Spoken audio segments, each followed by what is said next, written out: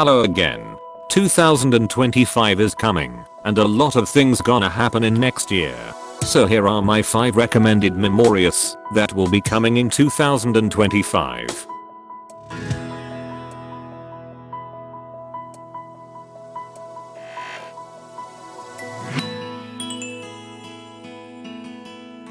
Let's start with Muaua SS1 that come with her story event The Tale of Ohshima. Muaua SS1's X skill can recover part EDP to their 120% and grant Mind Eye buff to rear guard, which is a really good buff and rare to find one that can grant other members this buff, even in the JP. Her banner come with her sister, Yotsuha SS1 that is a really good fire buffer. So I think it's worth getting her, even if you pull for Muaua. But if you didn't want to pull for her, I have a better option for the next one.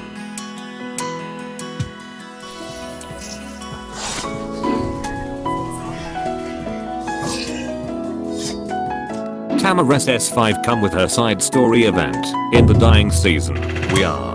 Her X skill can grant one ally crit rate up, crit DMG up, and Mind Eye buff. That's right. It's like Higachi SS2 X skill, but with the Mind Eye buff. With no ATK up in her X skill, you can combo it with Yingsha SS1's X skill and replace Higachi SS2 and Muaua SS1 with her without stacking 4 ATK up like Higachi SS2 anymore. You also can make her use X skill in the first turn by having her LB3 that grant her 5 SP when battle start. Her banner come with Megumi SS4 that can grant permanent debuff for Dark Team. But I recommend focusing on getting Tama first, so you can have really good support that can use for a year.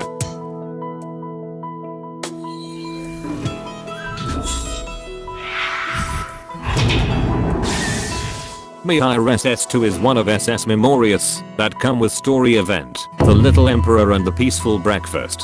Her X skill can grant one enemy DEF down and fragile for 2 turns. And if the enemy already has a fragile debuff, the cost of X skill will be half or 7 SP, which is really good and makes her become a general debuffer in many teams. You can boost her debuff effect with her LB3 if you want to do more damage in the content like score attack.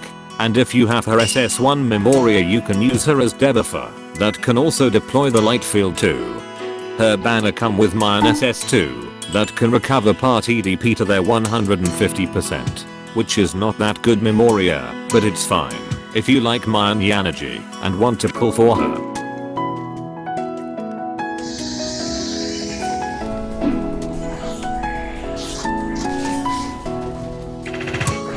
Charlotta SS2 come with her mini game event, Charlo's Nightmare. Her X skill can overwrite all enemy thunder resistance, making them weak to the thunder element. Grants all enemies 1 turn of fragile debuff and can be used when her SP is 0 or higher like other 31X member. You also can grant all enemy thunder DEF down with her Memoria skill and her LB3 passive. These are what make her and the Thunder Team meter when this Memoria released in JP. And if you like playing Thunder Team, there's a lot of DPS that can be used in the future too. Her banner come with Muaua SS2, which is really good Thunder AoE DPS and worth pulling for. But if you want to play the Thunder Team, I recommend focusing on pulling Charlotta SS2 first.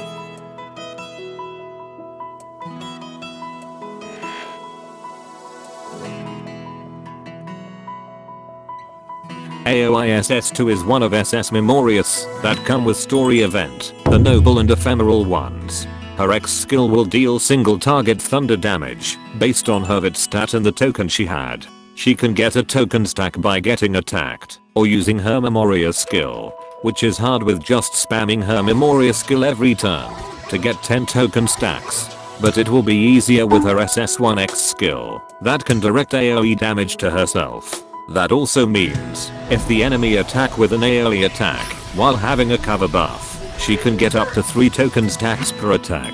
And that makes her really good at protecting her team and dealing damage at the same time. Her banner comes with Byako SS2, which is not that good thunder DPS to pull for. But it's fine if you like Tiger in Mako costume.